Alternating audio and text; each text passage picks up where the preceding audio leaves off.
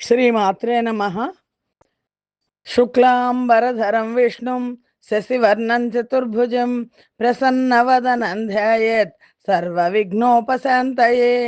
శ్రీవిద్యాం జగతాంధాత్రీం సర్గస్థితిలయేశ్వరీం నమామి లలితాం నిత్యాం మహాత్రిపురసుందరీం. కృష్ణాయ వాసుదేవాయ దేవకీనందనాయ చ నందగోపకుమారాయ గోవిందాయ నమో నమః. నమోస్తుతే వ్యాస విశాల బుద్ధే పుల్లారవిందాయత పత్రనేత్ర ఏన త్వయా భారత తైలపూర్ణ ప్రజ్వాలితో జ్ఞానమయ ప్రదీప. శ్రీమాత్రే నమః.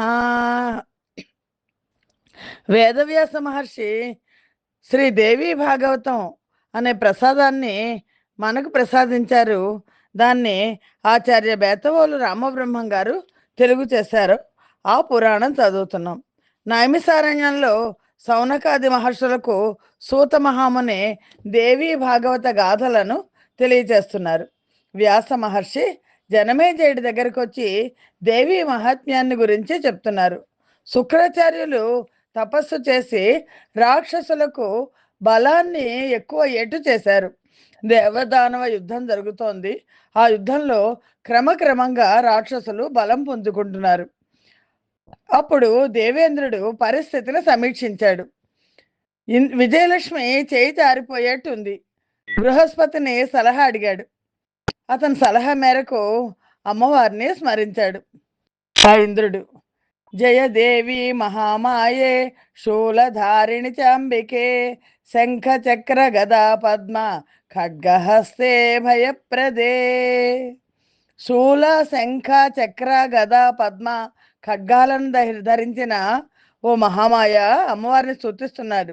ఓ జగదంబిక, ఓ అభయప్రద, నీకు జయము జయము.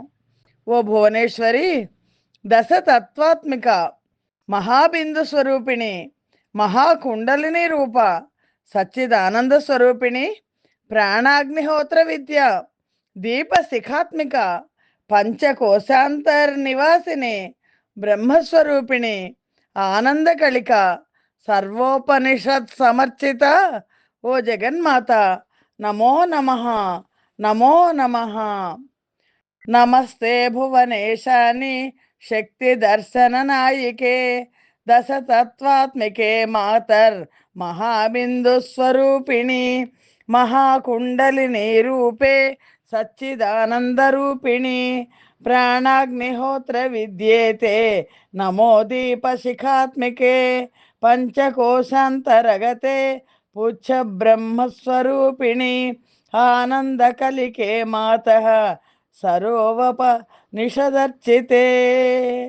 అమ్మా, ఇంద్రుడు అమ్మవారికి స్తుతిస్తున్నాడు. అమ్మా, ప్రసన్నురాలివై మమ్మల్ని కాపాడు. దైత్యుల చేతిలో ఓడిపోబోతున్నాం. రక్షించు, జయం కలిగించు. నువ్వే మాకు దిక్కు. మా దుఃఖాలను తొలగించే సామర్థ్యం నీకే ఉంది. నువ్వు సర్వశక్తి సంయుక్తవు.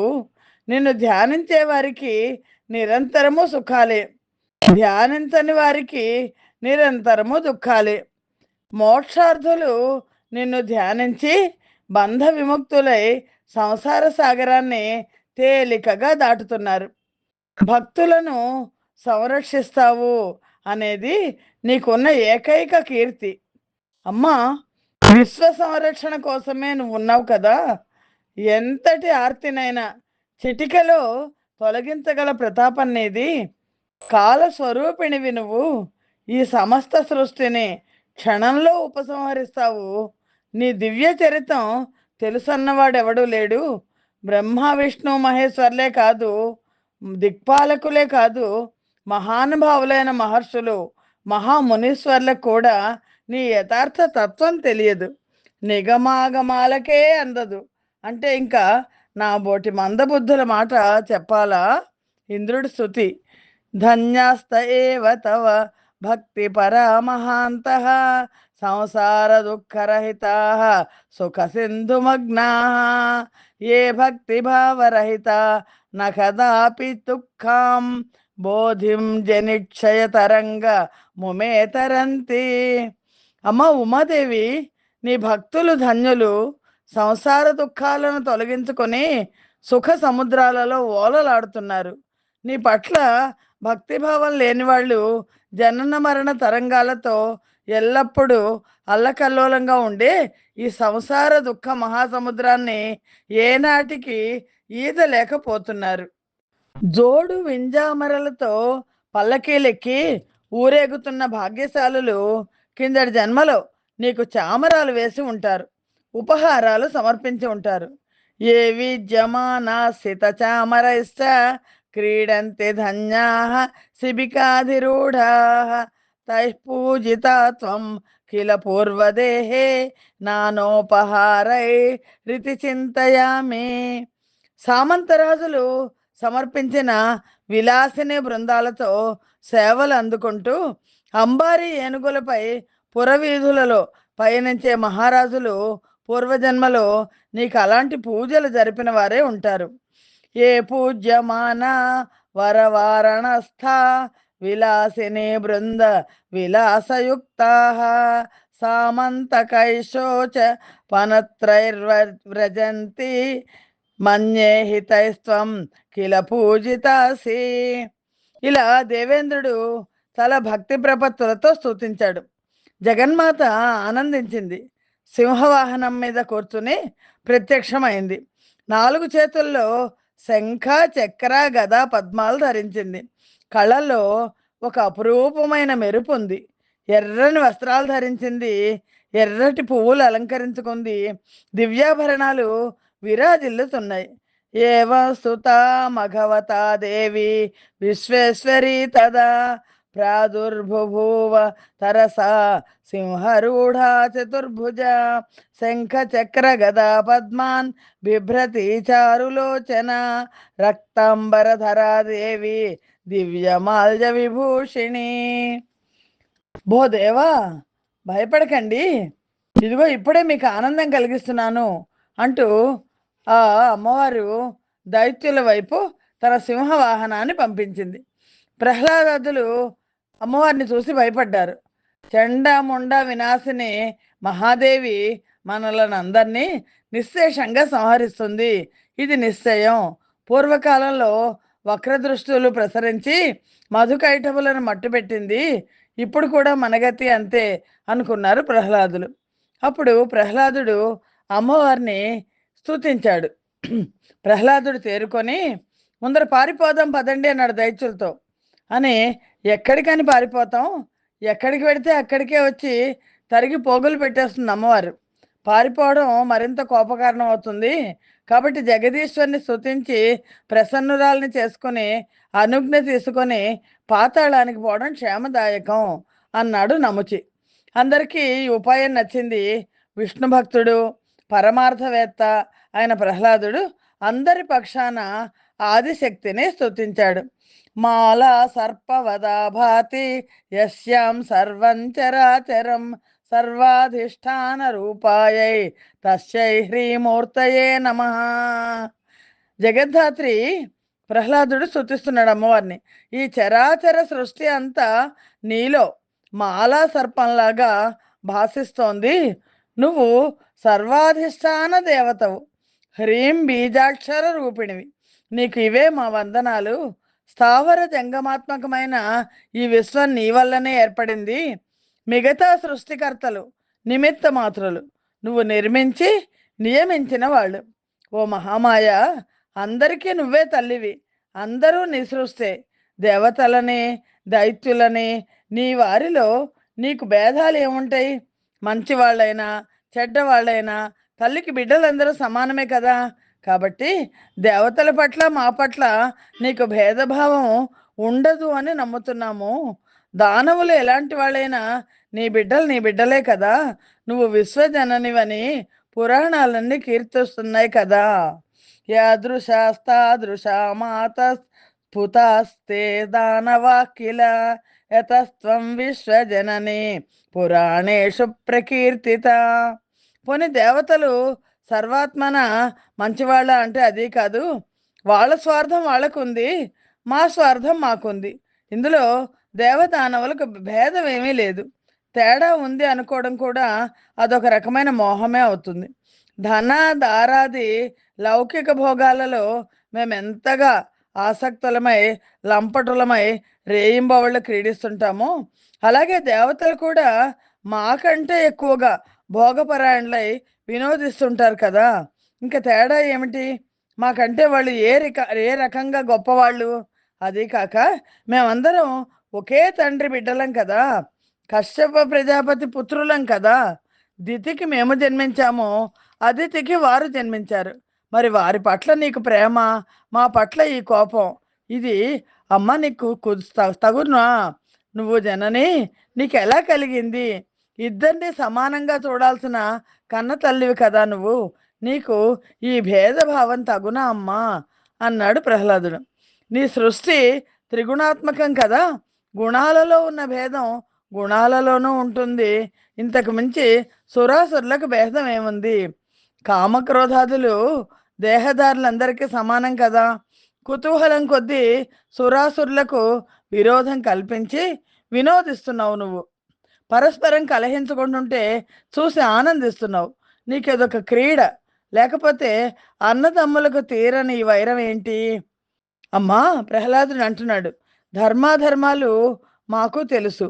ఇంద్రుడు ఎలాంటి వాడో బాగా ఎరుగుదును. భోగభాగ్యాల కోసమే కదా మా తగవులన్నీ జగదీశ్వరి. ఈ ప్రపంచాన్ని శాసించే ఏకైక శక్తివి నువ్వే కదా! నిన్ను కాదని ఎవడూ ఏమీ చెయ్యలేడు కదా! అలనాడు క్షీర సముద్ర మథన సమయంలో అమృతాన్ని, మణిరత్నాలను పంచిపెడుతూ మహావిష్ణువు ఈ భేదభావ బీజాలను నాటినట్లే కదా! మరి అతను కూడా నీ సృష్టే కదా! ఈ ప్రపంచాన్ని పాలించమని బాధ్యత అప్పగించావు.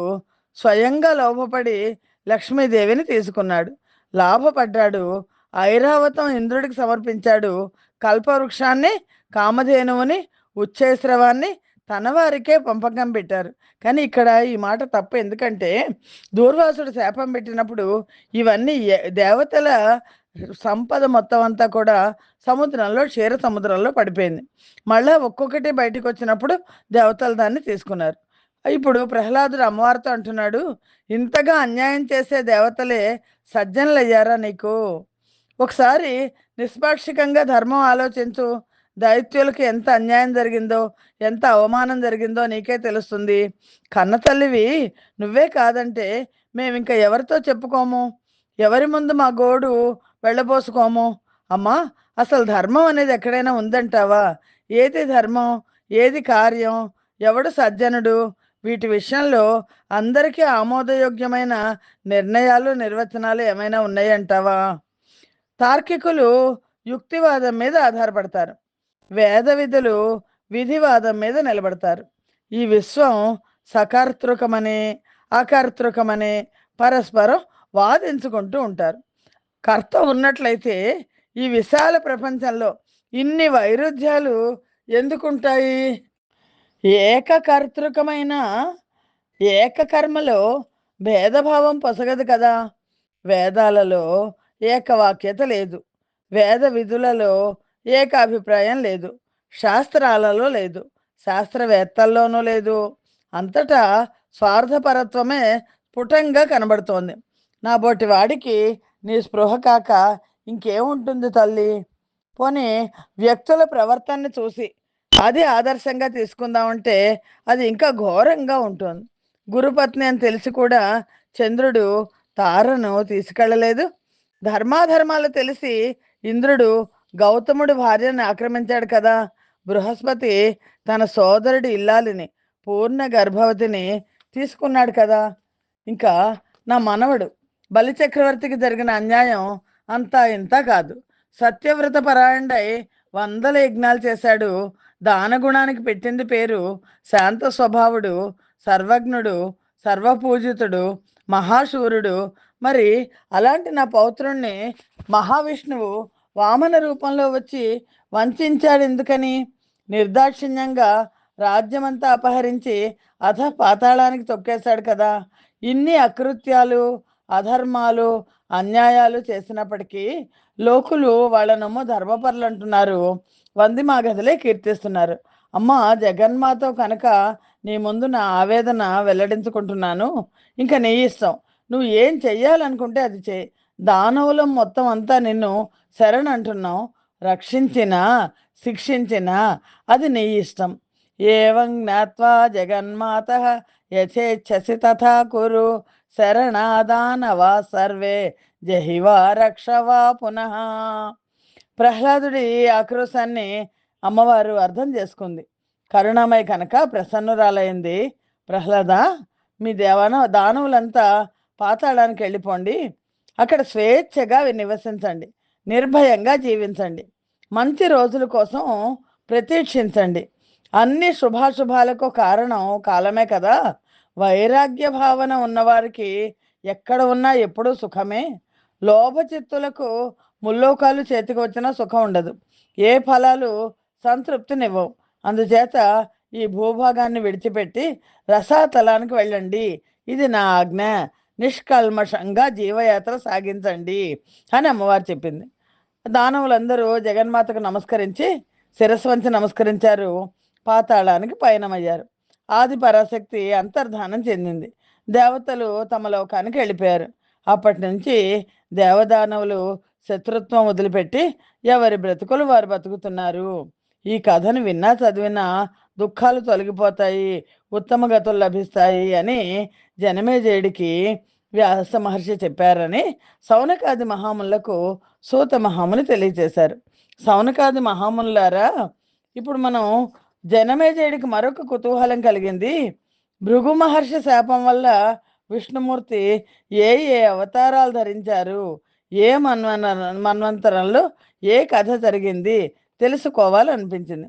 సవిస్తరంగా చెప్పమని వ్యాస భగవాను అర్థించారు. వ్యాస భగవానుడు కథకి చక్రవర్తి కదా, శ్రద్ధగా అడిగి వినేవాళ్ళు దొరకాలి. కానీ ఎంతో అందంగా చెప్తారు ఆయన. ఎంతసేపైనా చెప్తారు. వ్యాస మహర్షి జనమేజయుడికి చెప్పడం ప్రారంభించారు.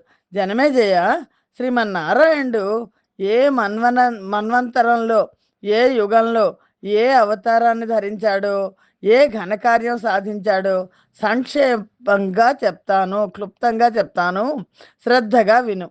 ఈ అవతార గాథలు పాప వినాశకాలు, సర్వ శుభావహాలు అని వ్యాస మహర్షి జనమేజయుడికి శ్రీ మహావిష్ణువు యొక్క, శ్రీమన్నారాయణుని యొక్క గాథలు తెలియచేయడం ప్రారంభించారు. స్వస్తి ప్రజాభ్య పరిపాలయంతాం న్యాయేన మార్గేణ మహిం మహేశాః. గోబ్రాహ్మణేభ్య శుభమస్తు నిత్యం. లోకా సమస్తా సుఖినో భవంతు. సర్వం శ్రీకృష్ణార్పణమస్తు. సర్వం శ్రీమాత చరణారవిందార్పణమస్తు. యదక్షర పదభ్రష్టం మాత్రహీనంతు యద్భవేత్ తత్సర్వం క్షమ్యతాం దేవి నారాయణి నమోస్తుతే. శ్రీమాత్రే నమః.